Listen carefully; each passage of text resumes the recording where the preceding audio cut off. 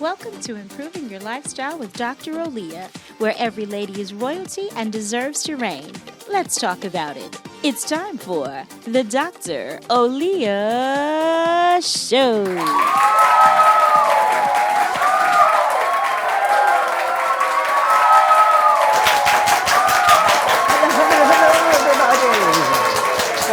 So good to have all of you join us today. Another beautiful day, right? It is so good to have you join me today for the Dr. Olia Show. We're going to be talking about women and young girls' feminine hygiene care.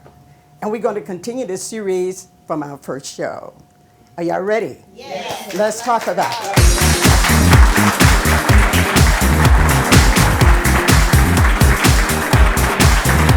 So it's so awesome to have you join us today for the Dr. Olia Show. We're excited about our first series that just aired, and we are now on our second program. And I'm excited to have a wonderful guest that is going to join me in the studio. He is a powerful man of God. First of all, let me say that. He is a father, entrepreneur, and a wonderful husband. Will you join me, my audience, and welcome Mr. Jesse Perez. Welcome, Jesse. How's everybody doing? How's everybody good doing? To see you. Good to see you. Likewise. Have a seat there. Thank you. You know, you are very, very brave. You're very brave. Thank you. It's so good to have you join me today for the Dr. Olia Show.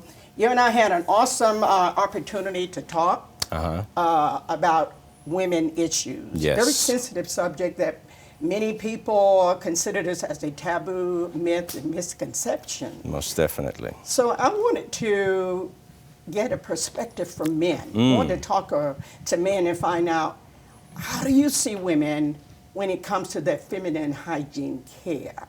You are a father. Correct. You grew up with your mother and Yes. sisters, correct? Yes. Would you tell the audience a little bit about, what was that like? How many brothers? I actually have 3 brothers. 2 are older than me and 1 is younger. Okay, how many sisters? I have 5 altogether. 5 sisters. 5 sisters. So what was it like growing up, I would say, with 5 sisters in the family? So, growing up in a large family, it's 9 of us all together. The older sisters basically ran the house. Okay. And that's the way it was growing up. But talking about women's hygiene and stuff like that, it was almost like a taboo kind of situation around my family. Nobody really talked a lot about that. Or didn't talk about it at all. Right. Because us being the younger men in the house, whenever some of the stuff would come up, it was almost like hush hush. It's your sister's issues. Let her handle all the stuff. So some of the stuff growing up like that was it was a little difficult growing up. It was difficult. Yes. Yeah. And then you now have children. Yes. How many daughters? You have daughters? So I have 2 daughters now. 2 daughters. Yes, they are grown up, married, children of their own and everything. Yeah. Did this subject ever come up about their feminine hygiene or in Yes. reference to their menstrual? Yes, most definitely. As both of my girls were growing up, and we used to hang out, and I used to ask them as teenagers. I'm like, "Hey, is everything okay? Is Mom teaching you the ropes on what we're supposed to be doing?" And they're like, "Yeah, Dad, we're okay." And I said, "Okay, if I ever need to run to the store for y'all." Were you uncomfortable? Oh, most definitely, very uncomfortable. But it's something that us as men also have to get over that. We have to get past that taboo of, hey, look, you know what? It's not only a woman's situation. It affects all the family. It really right? does. It affects everybody. Yeah. I had a question, another question I want to ask you. You said, do you feel that men and young boys understand what women really go through when women say, I'm having my period? Or do you ever hear anyone say that? You think you understand yeah. that? So growing up in that perspective, every time that I would hear that, I kind of didn't understand what that really was until I got a little bit older. But when it did happen, of course, we would ask sometimes. It's like, hey, are you okay? Do you need Yeah. help or anything? Yeah. So on the back end, it would be, I'm okay, leave me alone kind of They situation. were moody. Right, I'm going through my things Yeah. and stuff. So for us, it was basically almost like a learning curve, Yeah. and not to ask those questions. Wow. Because for them it was. It was kind of like a taboo. It was. It's an off-limit subject. Yeah, it was almost like an off-limit subject. So for us to actually ask about those questions, they kind of Yeah. shut us down, and, Yeah. and we learn as young men Do not you to. think it's a cultural thing too? Yes, I really. You being what, Hispanic? Yes, descent? yes, Hispanic descent. So Yeah. for us, even to talk about it was a little bit taboo and kind of shut down. Yeah. Just a woman's thing. Yes. It's a girl thing. Yes, it's a girl thing. Yes. Okay, we're going to continue the conversation, but we want to segue to another gentleman that that I interviewed. I had also an opportunity to sit down and interview Mr. Curtis Wilson.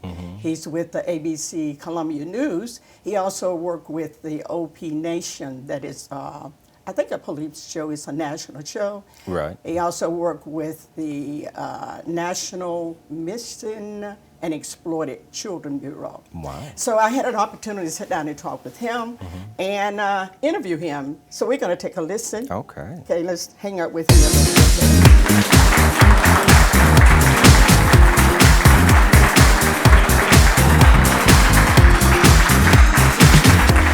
I am so excited to sit down with a gentleman to talk about a very serious subject. This gentleman is the father of 5 children, 3 being daughters. He's an anchor with the ABC Columbia News, a lieutenant and information officer with the Richland County Sheriff Department. He hosts his own radio show, Curtis and Company, on the Big DM. He's one of the hosts and analysts on a national weekly television show. It is called On Patrol Live OP Nation. Ladies and gentlemen, please welcome my guest, Mr. Curtis Wilson. Thank you. It is truly an honor to be here with you on this beautiful day that he has made. We're going to be talking about a very serious subject that many consider taboo, a myth, or misconception when it comes to women, feminine hygiene care. You're the father of 3 daughters. Please share with us your views when it comes to feminine hygiene care. Well, of course, we all know that's very important. It's so important for your health as well, not just to be out in public, but to make sure that you take care of yourself, your mind, your body, your soul. That's your temple. And you always want it to be, whereas it is as clean as possible. So therefore, that healthy mind gives you a healthy attitude. Curtis, you have daughters and they are grown now. What if they would come to you and say, hey, Dad, I need you to go to the store and get me some feminine products, maybe sanitary napkins? What would you say? You know, of course, I do anything for my daughters, and I'm confident in my manhood. So no, I'd actually go to the supermarket, the grocery store, and get it. And if I didn't know where it was, I'd ask for assistance as well, just to make sure I get the exact product that they need. Because if you don't get it the first time, going back again, so you might as well get it right. So it's better to do it right the first time. Mm-hmm. So, Curtis, do you feel that this is a taboo subject, not only for women and young girls, but especially for men? And men may see this as this is just a woman's thing, a woman's thing. Let me say that again. This is a woman's thing, and they don't want to talk about it. I know there are probably men who don't like to talk about it or hear about it, but that's unfortunate because they should know. They should know how women's body works and how it operates, and the things that they go through, so that they can better help and understand, to get them through those quote unquote periods. And I mean that not in that sense, but when I say to help get them through. So when it's that time, you'll be able to, like I said, better understand what happens to them, and we all often say that when it's that time of the month, guys will say that in a negative way because women's attitudes and personalities may change. But if we understood and knew, then we'd be able to cope and help them through it, and we'll be better for it. Because if a woman's not happy, nobody's happy. Nobody. So no one is happy, right? So Curtis, a lot of conversation goes on, especially among women. It's that time of month that I'm very irritable with the mood swing. Do you think that men truly understand from a biological standpoint what women go through during this time of month? Or do you think when they're irritable, they're just plain mean? Yeah, I think that there are some that are just plain old mean. We know this.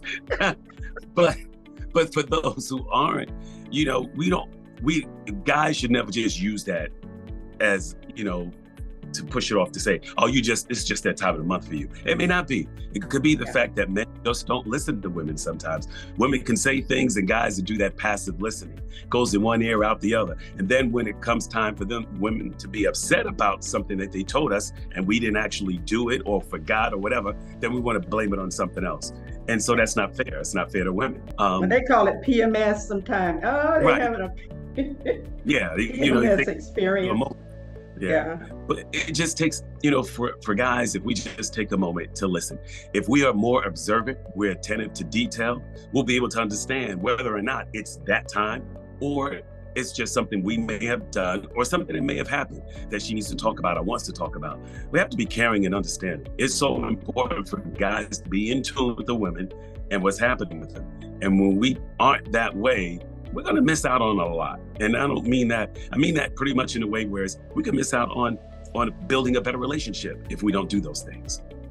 Curtis, thank you so much for sitting down with me today, having a conversation about women feminine hygiene care. We want to keep talking about it, the awareness of women suffering in silence. Thank you so much. So in today's time, everyone, thank you so much for joining me on the Dr. Olia Show. Let's keep talking about it. So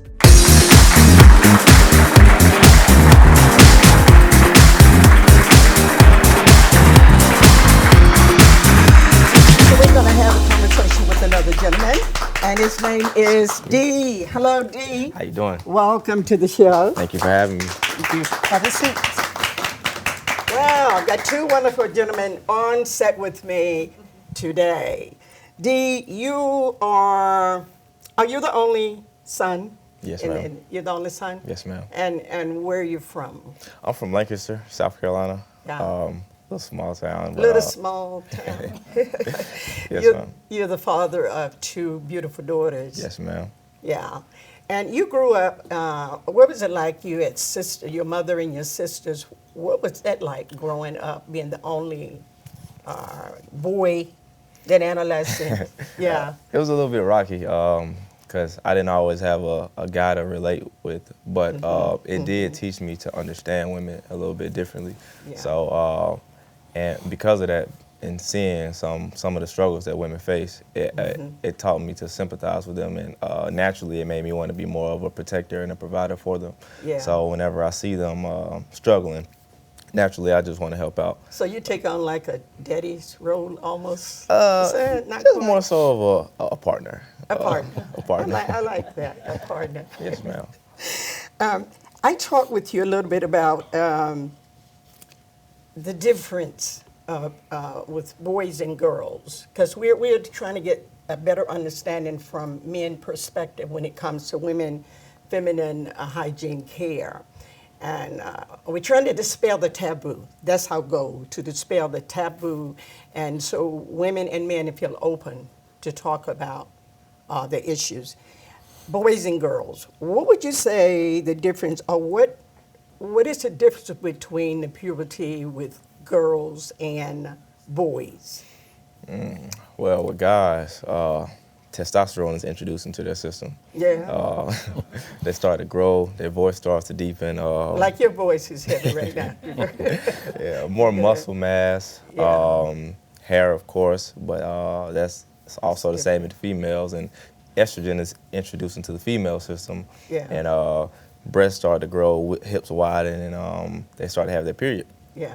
And then with their periods, their egg is released, and the body is preparing itself. Well, it's being able to handle a baby, and then once there's Wow. no baby, then that egg has to pass. That's to pass out of the body. Yes, ma'am. And become waste. Wow. We getting educated.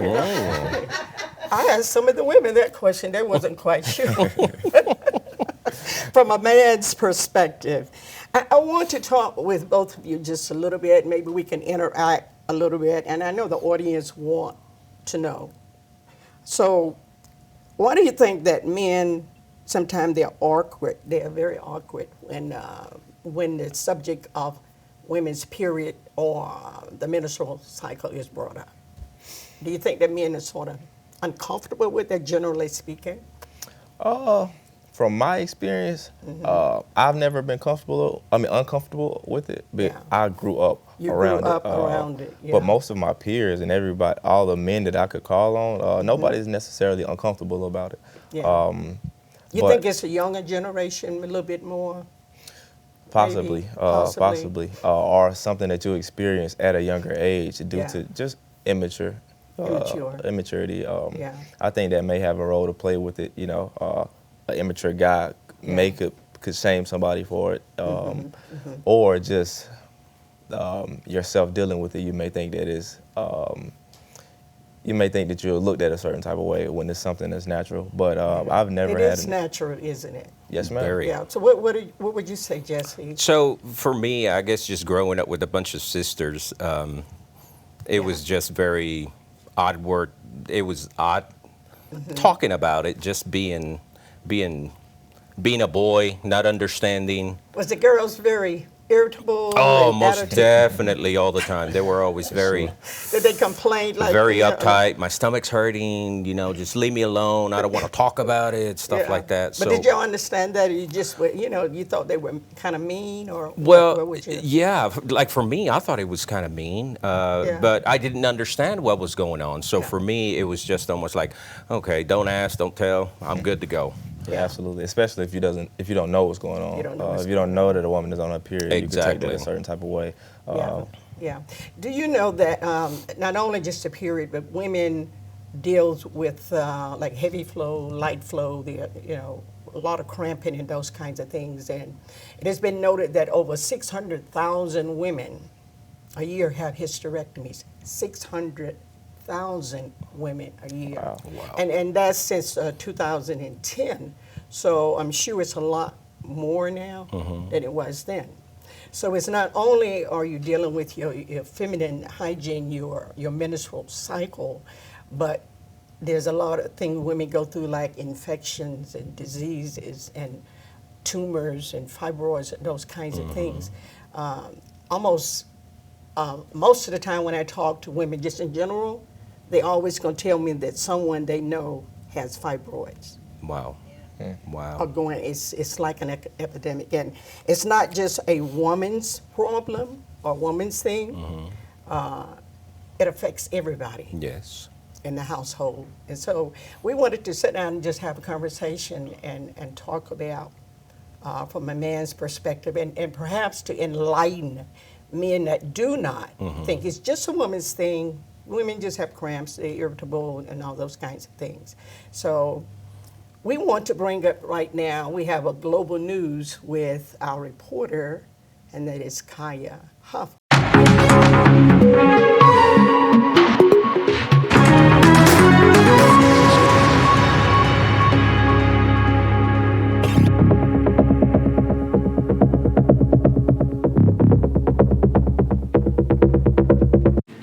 Thank you, Dr. Olia. Ladies and gentlemen from all around the world, our news for today is focused on menstrual hygiene care from the men's perspective. Let's talk about it. Here's what the Prime Minister from Bhutan had to say. It's not taboo. It's not a sin. It's not dirty. It's natural. It's a natural process perfectly in sync with Mother Nature. Let's break the silence towards menstruation. Let's empower our women. Let's raise our sons well rather than suppressing our daughters. If we men learn to accept the changes that our women go through in a respectful manner, we automatically create an environment that is free and supportive for our girls. This Menstrual Hygiene Day, which is a day created for women that takes place each year on May 28th. He continued, let's support the cause so that our daughters, our sisters, and our mothers can live open and have a free life. He last stated, let's join hands and support this cause so that the women in our society can live safe, happy, and dignified lives. We break the silence. According to Gloria Nair from AfriPads, here are some key tips on how to include men and boys in menstrual health and hygiene discussions. Guide understanding on puberty, pain relief, and personal hygiene. Combat myths, misconception, and taboos. Provide more knowledge on sexual reproductive health. And lastly, create empathy for menstrual disorders. AfriPads is an organization that was established in sub-Saharan Africa in 2010 with the goal of overcoming key challenges that women and girls face while on their periods in relation to access, affordability, and sustainability of menstrual products. They are an organization that manufactures reusable sanitary pads in Africa. For more information, please check links at the end of the show. Back to you, Dr. Olia.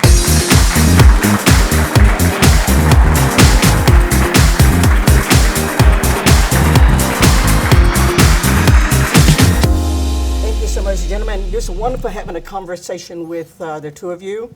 You've actually helped me a lot. But we have a question from our audience that want to ask y'all a question. Is that okay? All right. Yes, most definitely. Let's go to Sharika. She has a question for us. Good evening. As a partner and as a father of girls, do you feel that this dialogue will help other men to understand more of what happens to women as they deal with this issue? Absolutely. I do. I think a lot of the problem is lack of awareness. I think a lot of men don't understand what women have to go through. So I think with that understanding, you can put action behind it. As another question that I have, many of you probably don't think about this, but as women work, and we do hold a lot of jobs in the workforce, we don't have chances all the time to use the restroom. So we need laws to be changed so that women can have more breaks during their time of work so that they don't have to feel the pressure of standing there and knowing that their body is releasing and they're upset, they're hurting. But right now we don't have that luxury. How can you help in your town, your community, to make this more affordable for women and bring this cause to the forefront? Wow. It's a great question. I would say awareness. Talk to the owner of the company, the people that actually run the facility, so they can understand the same issues that women go through, because most men don't really understand most of the things that women go through.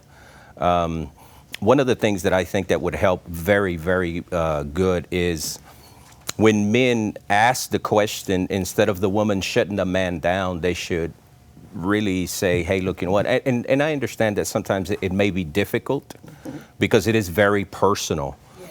But if we all get to open up just a little bit more and make the men understand, hey, look, you know what, we all go through this, we all get affected by it, and just to be a little bit more open-minded, I think it would be great.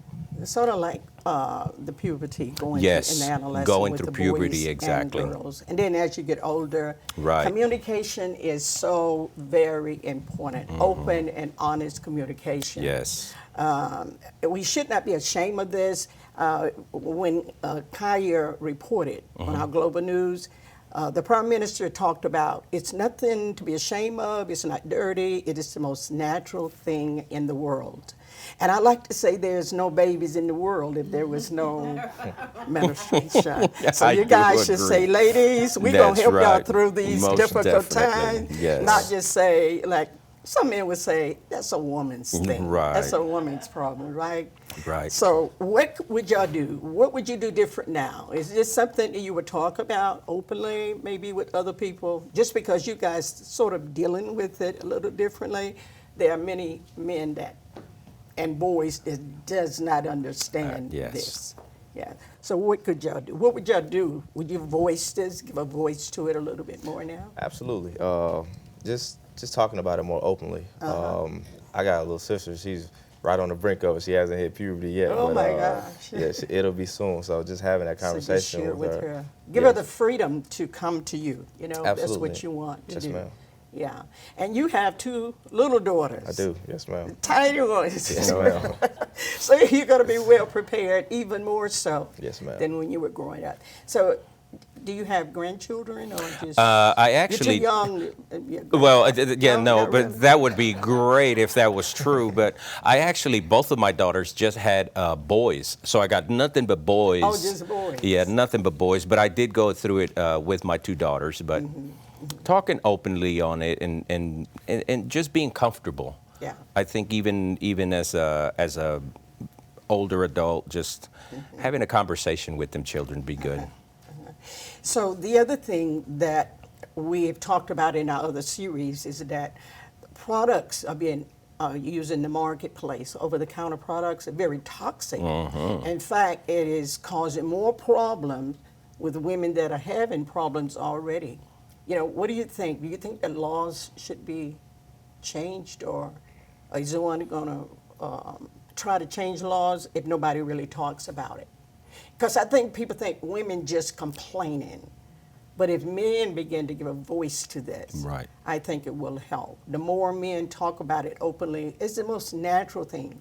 And when you see the report that Kaya did, you're going to hear the Prime Minister talking about it's the most natural thing. No more silence. Let's talk about it. So that's what Yes. we want to be able to do. I agree. So we're asking y'all to be a voice for Yes. that. So any other comments that y'all may want to make? Thank you. Any other comments y'all may want to make? I would just say, just give the men a little bit more freedom. If a man does ask the woman, "Hey, are you okay with going through these things?" You know, just don't shut them down. Just tell them, "Look, I'm just not having a good day," or just stuff I'm like having that. PMS. Right. And stuff like that. But that way we can be more comfortable on asking the question, the hard Communication. questions. Yeah, communication. Yeah, because I would consider that a hard question. Yeah. And if we can not be shut down, I think it would be a good thing. It would be a good thing. What about you, Dee, wrapping it up? Oh, you got a question? Yes. Both of you mentioned about awareness for awareness opportunities to be able to share this information not only with your daughters but also with other men. Where do you see these access points? Do you see those in schools, in churches, in community centers? How can we begin to make safe places for these conversations to happen so that you all can be allies for us in the right places? Awesome. I think all of the above. there was. I think, for one, I personally think it starts in the household. I agree. think your parents, I think a young Exactly. guy should learn about it just as much as a young lady. So he'll know how to handle it, because one problem is a lot of us men, we don't see another man taking care of a woman during that situation. Yeah. So I think we don't know how to handle it. So being able to be that voice in the household to let your son or your daughter know what's going on, and let your son know how to be there for your woman in those times. Thank you. That was a great question. It was a really, really great question. great answer. Well, gentlemen, we're about to wrap it up for today. I would just want to say thank you so much, both of you, for agreeing to come on and just so open. Thank you. Thank you so much. Thank you. Thank you. Thank you. Thank you.